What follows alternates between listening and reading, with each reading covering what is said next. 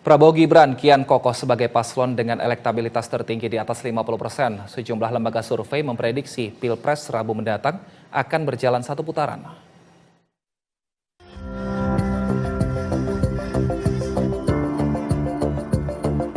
Lima hari jelang pemungutan suara, peluang Pilpres satu putaran untuk pasangan Prabowo Gibran semakin terbuka lebar. Berdasarkan sejumlah hasil lembaga survei yang dirilis Jumat siang, elektabilitas Prabowo Gibran telah melampaui 50%. Berdasarkan lembaga survei indikator politik, elektabilitas teranyar Prabowo Gibran menyentuh angka 51,8%. Peringkat kedua dihuni Anies Muhaimin dengan 24,1% dan Ganjar Mahfud 19,6%. Survei indikator politik dilakukan terhadap 1.200 sampel basis dengan margin of error 2,9%. Yang bisa kami katakan, karena masih ada margin of error, ya, secara konservatif masih ada peluang ya, terjadinya dua putaran. Tetapi angka 51,8% dan tren naik yang masih berlangsung buat Pak Prabowo Gibran, maka saya bisa mengatakan potensi atau probabilitas satu putaran meningkat buat Pak Prabowo Gibran dibanding survei-survei sebelumnya. Jadi kalau sebelumnya mungkin tingkat atau probabilitas satu putaran 50-50, ya, sekarang meningkat lagi.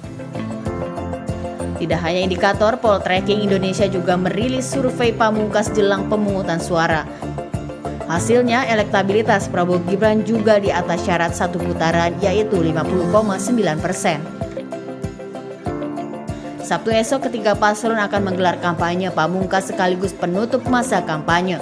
Prabowo Gibran akan berkampanye di Gelora Bung Karno, pasangan Amin di Jakarta International Stadium, sementara pasangan Ganjar Mahfud akan berkampanye di Solo dan Semarang. Tim Liputan, BTV. Untuk mengulas lebih dalam terkait peluang Pilpres satu putaran, sudah bergabung bersama kami Direktur Riset Poltreking Indonesia Arya Budi, peneliti Indikator Politik Indonesia Bawono Kumoro, Jubir Timnas Amin Muhammad Iqbal, Jubir TKN Prabowo Gibran Wihadi Wiyanto, dan Jubir TPN Ganjar Mahfud Ahyar Al-Rashid. Selamat sore Bapak-Bapak. Selamat sore. Baik, saya ke Pak Iqbal dan juga ke Pak Al-Rashid terlebih dahulu. Pak Iqbal, Pak Al-Rashid, satu putaran nih kalau versi survei indikator dan juga poltreking. Tanggapannya seperti apa? Pak Iqbal terlebih dahulu. Ya, saya kira memang isu satu putaran adalah agenda setting. Ada setting orang memiliki kekuasaan lah kalau saya sebut ya. Karena dia menggunakan buzzer, menggunakan lembaga survei, baik yang anggota Persepi ataupun yang baru-baru tumbuh. Ya. Karena menurut kami dari hasil survei internal kami itu nggak akan satu putaran gitu. Jadi kami melihat ini ada upaya-upaya menggiring opini ya, yang seolah-olah nanti itu adalah satu putaran. Kenapa? Karena lembaga survei ini selalu berlindung di balik margin error. Padahal bukan hanya margin error, ada namanya swing voters, ada namanya undecided voters. Ini yang harus dijelaskan, dikemukakan. Jangan hanya 50%-nya atau 51%-nya. Tapi pertanyaannya berapa orang yang belum memutuskan? Nanti begitu dia nanti nggak terbukti, dia bilang, kami kan margin error-nya sekian. Bukan begitu menurut saya. Jadi sampai sekarang Burhan pun sekali-kali tidak menyebutkan bahwa pasti satu putaran. Selalu mengatakan berpotensi. Itu adalah kata-kata yang bersayap yang menurut saya tidak yakin satu putaran. Kalau ada lembaga survei mengatakan yakin, ya kan, siap bubar kalau tidak satu putaran, itu baru mungkin meyakinkan. Tapi sampai sekarang ini belum ada lembaga survei yang mengatakan siap bubar kalau tidak terbukti satu putaran. Yang kedua, yang harus dipahami juga melihat hasil survei lembaga lain. Ya, LKSP kemarin itu juga merilis survei di mana Pak Anies nomor 1, beda 0% dengan 02 misalnya. Itu juga harus menjadi sebuah perhatian publik. Ya. Jadi kalau menurut saya ada lembaga survei bisa leading sampai ke media, saya kira pasti ada yang memodalin lah. Kan Pak Prabowo sendiri yang bilang bahwa lembaga survei bisa dibayar. Kira-kira begitu. Itu kata Pak Prabowo di 2019 ya. Baik. Tapi kami meyakini metode ini tetap secara ilmiah, apalagi Pak Burhan itu pasti. Tetapi menurut saya jangan digiring opini gitu kalau tidak yakin satu putaran. Ya, Baik. apalagi kata-kata berpotensi, sangat mungkin itu kata-kata yang bersayap lah. Kecuali Anda dari lembaga survei mengatakan kami yakin bila tidak satu putaran maka kami bubar. Itu baru oke. Demikian. Baik, saya ke Pak Arya. Tanggapannya seperti apa, Pak? Baik, terima kasih. Kalau dari kami, dari TPN, dari Ganjar Mahfud, tentunya bahwa hasil internal kami bahwasannya tidak akan satu putaran. Bahkan Deputi 5.0, Mas Andi Wijayanto juga di beberapa waktu lalu justru mengumumkan bahwasannya yang akan lolos itu adalah nomor 1 dengan nomor 3 dengan metode triangulasinya. Lalu berikutnya, kita jangan lupa ada fakta sejarah bahwa lembaga survei, hasil survei itu tidak selalu sama dengan hasil pemilu. Contoh pertama pemilu 2014, bagaimana 16 lembaga survei menyatakan Prabowo Hatta menang, ternyata faktanya Pak Jokowi menang. Kalau ingat waktu itu Pak Prabowo sampai sujud syukur. Yang kedua adalah Pilgub DKI 2017, di mana waktu itu menyatakan bahwa Pak Ahok menang, ternyata Pak Anies yang menang. Nah, ini fakta sejarah yang tidak bisa kita abaikan. Lalu yang kedua, saya juga sudah baca hasil survei poltreking dengan indikator. Pertama, yang ada beberapa hal yang patut dipertanyakan. Kalau poltreking itu dijelaskan siapa yang melakukan survei, mahasiswa yang dilatih. Kalau indikator tidak. Lalu yang kedua soal margin of error 2,9%. Nah, saya mau bicara, saya baca dua data ini. Pertama, hasil indikator dengan poltreking. Ambil contoh Jawa Barat. Di poltreking itu Prabowo Subianto dengan Mas Gibran itu 57,1%. Di indikator di Jawa Barat 53,3%. Ini perbedaannya 3,8% loh. Melebihi dari margin of error. Ini entah siapa yang error, tapi yang jelas melebihi dari margin of error keduanya yang mengatakan 2,9%. Ternyata perbedaannya 3,8%. Anggaplah hasil di Jawa Barat betul Prabowo Gibran tinggi. Kemarin kampanye di Bandung di GBLA tanggal 8 hari kemarin persis itu sepi Mas. Gitu. Itu kapasitas GBLA itu 38.000. Baik. Anggaplah basis kuatnya sebentar. Anggaplah basis kuat menurut indikator di Jawa Barat, basis kuat Prabowo Subianto itu 42,7%. Logika di Bandung ada 1,8 juta pemilih. Maka harusnya dia dengan mudah mengumpulkan 768.000 orang hadir ke GBLA. Masa 38.000 aja nggak bisa hadir? Itu sepi banget, jelas kelihatan. Nah, yang ingin kami sampaikan adalah bahwa bahkan yang punya program itu mau bertemu dengan rakyat dan berdialog, itu cuma 2 slot. Kita punya gelar tikar Ganjar dan tabrak pro. Nah, dari mana logikanya ini Prabowo Gibran ini bisa satu putaran dengan angka yang sebegitu luar biasa. Baik. Yang kedua, kami punya Partai Demokrasi Indonesia Perjuangan PDIP yang kuat secara canvassing door-to-door campaign di bawah. Gitu ya. Saya tidak yakin di Prabowo Gibran ada yang kuat secara grassroots dalam melakukan door-to-door campaign ke rumah-rumah warga. Itu Mas yang ingin saya sampaikan. Jadi betul bahwasannya jangan sampai kami percaya terhadap hasil survei kita bahwasannya Ganjar Mahfud akan masuk ke 2 putaran. Bahkan yang akan masuk adalah nomor 1 dengan nomor 3 yang akan dibuktikan nanti tanggal 14 Februari. Terima kasih. Baik, saya ke Pak Arya Budi dan juga ke Pak Bawono Kumoro. Ini tadi ada beberapa tanggapan. Di antaranya lembaga survei ini berlindung di bawah margin of error dan juga ada tantangan untuk siap bubar jika ternyata tidak satu putaran. Tanggapannya saya ke Pak Arya terlebih dahulu. Ya, terima kasih. Tentu seluruh komentar terhadap hasil survei kami menghormati ya. Tetapi kami perlu jelaskan bahwa survei ini adalah potret pada hari pemungutan suara. Survei poltreking sendiri ketika data diambil ya, yaitu di 27 Januari sampai 2 Februari. Nah, kami tentu tidak sedang berjudi apakah 1 atau 2 putaran. Tentu kami juga mempertahankan kredibilitas kita sebagai lembaga survei dan kita berpegang pada metode sains yang kita gunakan. Nah, dalam banyak kasus memang ada dinamika, misalnya Ganjar Mahfud dan terutama Mas Ganjar waktu belum dicalonkan itu leading di awal. Itu angkanya di atas Pak Prabowo ketika belum dipasangkan. Tapi kemudian, karena kita membaca survei tidak satu persatu ya, karena kita di presentasi, di rilis juga kita laporkan trennya. Baru kemudian ada cross setelah bulan September ketika muncul kemudian deklarasi di sana. Nah, waktu itu memang tidak ada protes apapun dan tidak ada keberatan. Nah, kedua, misalnya Mas Anies itu awalnya memang di nomor 3 terus. Ya, di awal memang, tapi kemudian ada tren yang kemudian naik dan kemudian sekarang di posisi kedua di penghujung masa kampanye di angka 20% sekian. Nah, tentu jadi gini, perilaku publik, perilaku memilih itu selalu ada dinamika.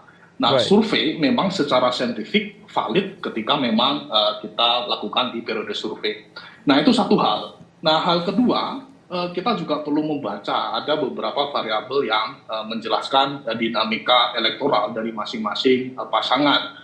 Kita mungkin bisa perdalam, tapi kalau di poltreking kita bedah secara geografis, demografis maupun secara politik. Ya. Baik. Secara geografis misalnya Pak Prabowo misalnya di 02 memang unggul di Jatim, kemudian juga mulai cross di Jateng misalnya. Kemudian secara demografis ada beberapa pergeseran pemilih dari kelompok menengah ke bawah misalnya yang ke 02. Tapi itu juga tidak menutup kemungkinan konsolidasi suara dari 01 maupun 03 di penghujung masa kampanye nanti.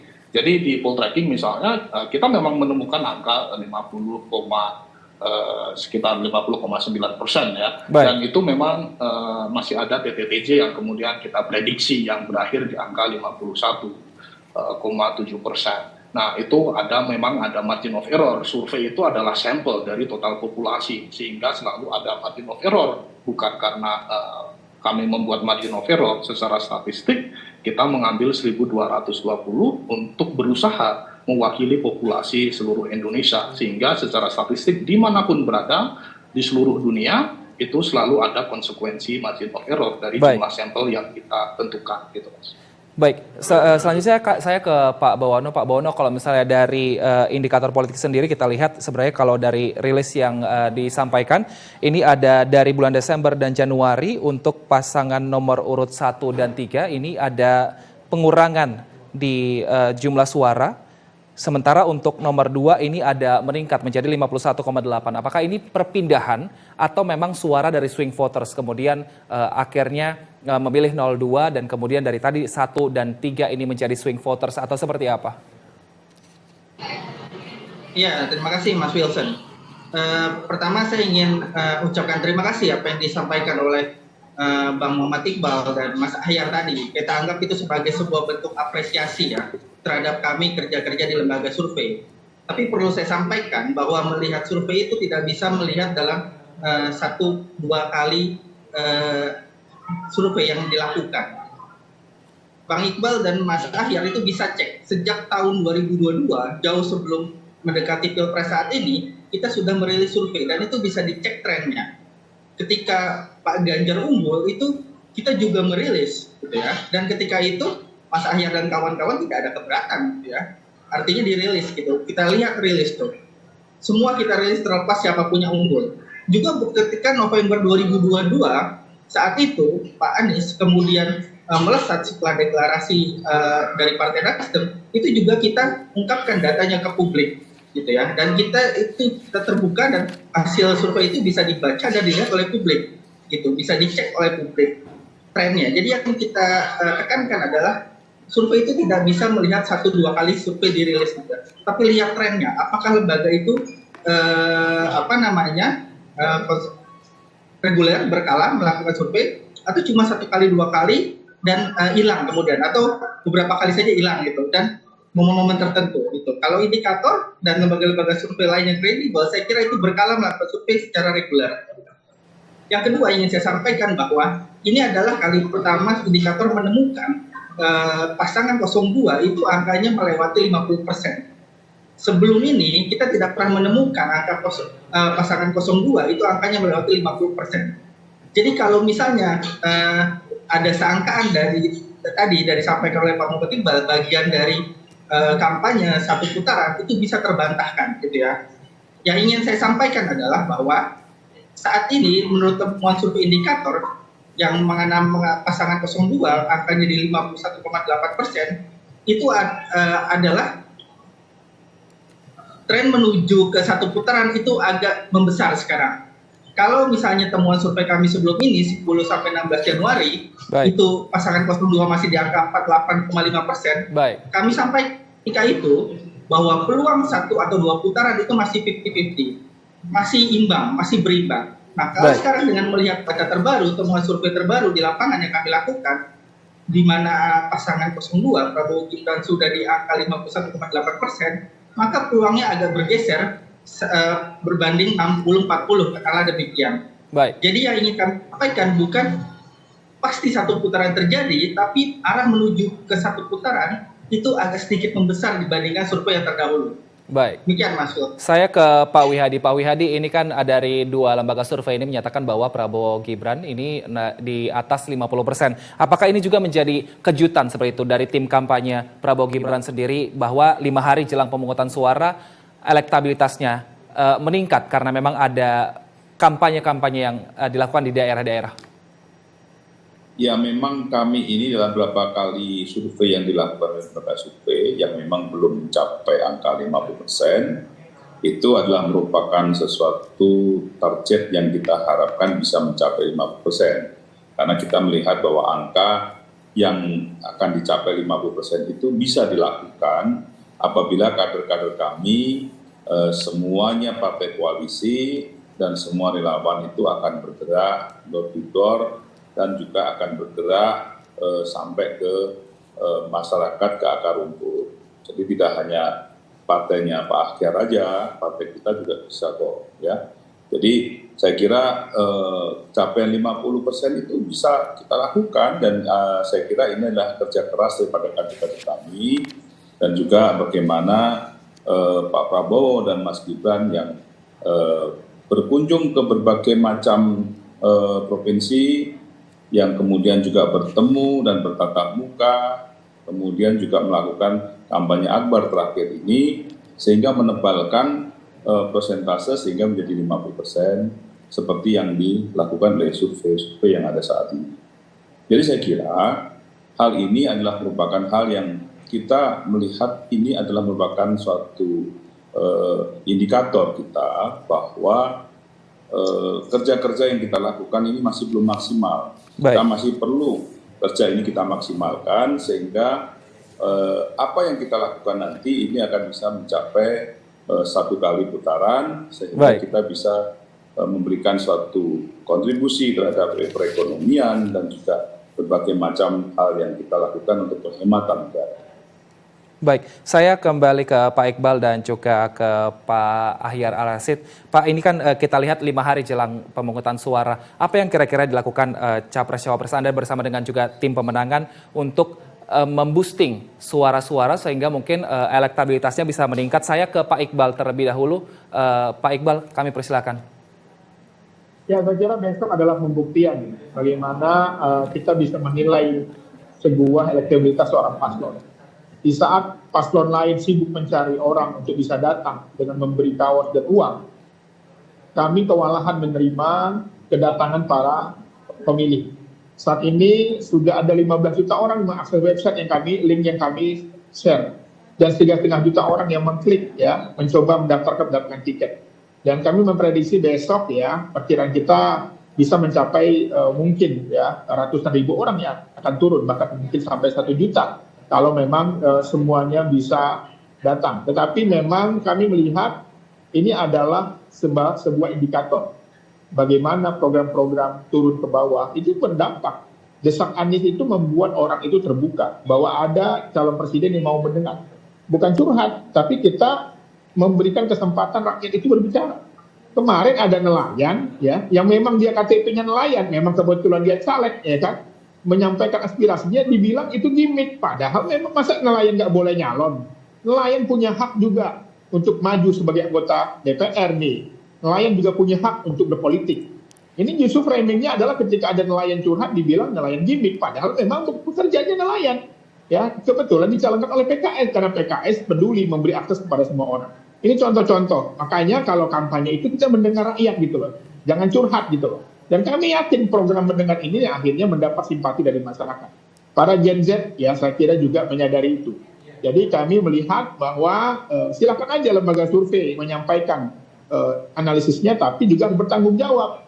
Bila tidak terjadi satu putaran, siap nggak untuk bubar gitu. Karena apa? Karena framing ini merugikan kami. Seolah-olah framing ini membuat rakyat itu akhirnya malas untuk melanjutkan jadi 2 putaran dengan alasan anggaran lah. Ini kan agenda setting pemerintah gitu loh. Jadi kami menduga bahwa ini semua adalah bagian dari agenda setting pemerintah yang saat ini mencoba menginginkan satu putaran dengan alasan penghematan anggaran dan lain-lain. Dan ini merugikan framing ini gitu loh. Jangan sampai ini digunakan jadi framing lawan. Terima kasih. Baik Pak Haryar, tanggapannya apa kira-kira yang akan dilakukan untuk memboosting suara 5 hari jelang pemungutan suara?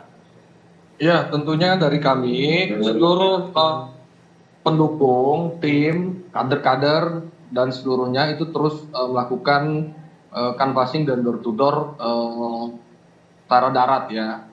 Lalu untuk paslon sendiri, tadi Pak Ganjar dan Pak Mahfud itu di Pakansari itu luar biasa penuh, sangat penuh dan bisa dilihat memang betul-betul penuh gitu, bukan sepi seperti yang kemarin di paslon lain di GBLA gitu kan. Yang besok juga Pak Ganjar dan Prof Mahfud itu di Solo, ya saya pikir itu juga akan terlihat bagaimana antusiasme rakyat untuk mendukung Ganjar Mahfud sebelum tanggal 14 nanti. Lalu selanjutnya juga tentunya kami dan Pak Ganjar dan Prof Mahfud juga melakukan kampanye-kampanye ini dengan secara elegan, humanis, dan juga mau membuka arah dialog. Kami punya gelar tikar Ganjar dan tabrak Prof. Itu membuka seluas-luasnya anak-anak muda untuk mau berdialog. Mau menanyakan apapun silahkan, mau bicara apapun silahkan, kami mendengar dan kami siap menjawab. Pun juga kemarin Pak Ganjar juga bagaimana mengajak makan ya tim pendukung lain yang menjambut beliau dengan spanduk calon lain, beliau ajak dialog, bahkan diajak makan. Ya, artinya ini menunjukkan bahwasannya sifat-sifat asli Pak Ganjar yang memang merakyat. Lalu juga Prof Mahfud kemarin ditanya apapun, ditanya soal undang-undang perampasan aset, lalu juga ditanya soal hukuman mati bagi koruptor, lalu juga ditanya soal bagaimana hasil DKPP, hal etik. Pak Ganjar, Pak Mahfud mampu menjelaskan itu. Saya pikir ini yang kami sampaikan kepada rakyat, dan rakyat pun bukti tadi di Pakansari penuh, besok pun di Solo kami yakin sangat membludak dukungan dan untuk Pak Ganjar dan Prof Mahfud. Itu aja, terima kasih. Baik, memang kalau dari survei ini bisa memungkinkan satu putaran, tapi ada keyakinan juga bahwa akan terjadi 2 putaran. Nah, tapi yang menarik juga kalau misalnya 2 putaran, suara siapa nantinya yang ke paslon mana? Kita akan membahasnya usai jeda. Tetaplah bersama kami pemirsa di Bersatu Kawal Pemilu. Terima kasih masih bersama kami di Bersatu Kawal Pemilu pemirsa. Kita lanjutkan dialog kita. Saya ke Pak Arya Budi. Pak Arya Budi, ini jika misalnya terjadi 2 putaran, kira-kira ada karakter pendukung yang mana? Ini siapa yang akan menyatu, Pak? Ya, terima kasih Mas Wilson. Jadi gini, sebelum ke arah itu ya, saya perlu jelaskan bahwa survei itu responden didatangi oleh enumerator atau surveyor, sehingga penting untuk membaca juga bagaimana partisipasi pemilih nanti. Nah, jika misalnya pemilih yang kemudian sekarang ditanya banyak ke 02, tapi capresnya Pak Wihadi ternyata kurang memobilisasi pemilih, tentu itu akan menjadi disinsentif. Berbeda misalnya hal yang sama, misalnya capresnya Mas Iqbal dengan mesin misalnya PKS yang cukup solid memobilisasi pemilih, tentu juga akan menjadi insentif. Pun demikian tadi Mas Ahyar mengatakan soal kekuatan door to door ya yang dimiliki oleh capresnya. Nah, yang kemudian mampu menghadirkan pemilih ke TPS. Jadi survei itu datang ke rumah warga di hari pemungutan suara, itu warga yang datang ke TPS, sehingga kita masih kemudian membuka juga peluang 2 putaran. Ya, tadi terkait dengan pertanyaan Mas Wilson, jika 2 putaran terjadi itu seperti apa? Karena menggunakan survei poll tracking, memang angkanya tipis ya, karena 02 masih juga bisa jadi kalau menggunakan bottom margin of error, dia bisa sampai di 48,8%. Kemudian di pasangan 01 bisa jadi dia bisa muncul di angka 30%, sementara si Ganjar Mahfud 23%. Nah, jika 2 putaran terjadi, yang mendapatkan ada insentif itu sebenarnya di 02, suka atau tidak suka, pemilih Prabowo sedikit banyak beririsan baik dengan pemilih Anies maupun pemilih Ganjar. Kenapa? Karena beberapa pemilih Anies sebenarnya adalah dalam tanda petik mantan dari pemilih Prabowo yang kemudian hijrah ke Anies, terutama misalnya di Jawa Barat. Pun sebaliknya, kenapa cukup banyak di Ganjar yang bergeser jika putaran kedua terjadi ke 02, karena memang ada figur Jokowi juga yang kemudian mengkonsolidasikan kekuatan di sana. Pun demikian, jika Prabowo yang gagal, misalnya kita juga punya simulasi di mana head to head terjadi antara 01 dan 03, nah kekuatan Pak Prabowo itu tersebar hampir merata, baik ke 01 maupun ke 03. Begitu, Mas. Baik, saya ke Pak Wihadi. Pak Wihadi, besok kampanye akbar dilakukan kalau untuk Prabowo Gibran ini di GBK. Kira-kira apa kejutan yang akan dihadirkan untuk meningkatkan elektabilitas dari Prabowo Gibran? Kalau dari kami sudah jelas bahwa besok itu adalah merupakan satu kesempatan yang ditunggu-tunggu. Kita akan pada penutupan, kita akan melihat bagaimana mobilisasi massa dan bagaimana massa berdatangan, dan kita juga tidak membuka istilahnya pendaftaran atau apa. Kita lihat saja bahwa nanti kalau kita tidak melihat pendaftaran itu, yang datang itu pasti orang yang memang benar-benar akan datang dan tidak perlu melakukan pendaftaran. Jadi saya kira itu adalah merupakan sesuatu hal yang kita bisa lihat nantinya, yang selalu dikatakan bahwa kampanye kita kosong, kampanye tidak ada, mobilisasi tidak ada. Kita besok bisa lihat, kita buktikan di sini bahwa nanti di GBK kita akan penuhi GBK, bahkan mungkin kita melihat nantinya GBK tidak akan muat dengan massa yang akan datang. Jadi ini adalah merupakan bentuk yang kita sama-sama nantikan. Besok itu adalah merupakan satu puncak daripada pengumpulan massa yang akan dilakukan oleh pasangan Prabowo Gibran di tanggal 10 besok. Baik. Saya ke Pak Iqbal dan Pak Ahyar, singkat-singkat saja Bapak-Bapak. Tadi ada kecenderungan katanya bahwa suaranya nanti jikapun 2 putaran akan mengarah ke nomor 02. Tanggapannya Pak Iqbal dan juga Pak Ahyar. Saya ke Pak Ahyar terlebih dahulu. Singkat saja Pak. Oh tidak, kalau kita percaya dengan hasil TPN, Mas Andi Wijanto, Deputi 5.0, kita masuk ke putaran 2. Justru hasilnya nomor 1 dan nomor 3 yang masuk. Jadi mungkin pertanyaan ini cocok ditanya ke nomor 2, Mas. Itu aja. Jadi kalau baik. Masuk suaranya mau kemana gitu. Itu aja. Oke, sebelum ke Pak Wihadi, saya ke Pak Iqbal terlebih dahulu. Pak Iqbal, kira-kira suaranya seperti apa nanti ketika 2 putaran?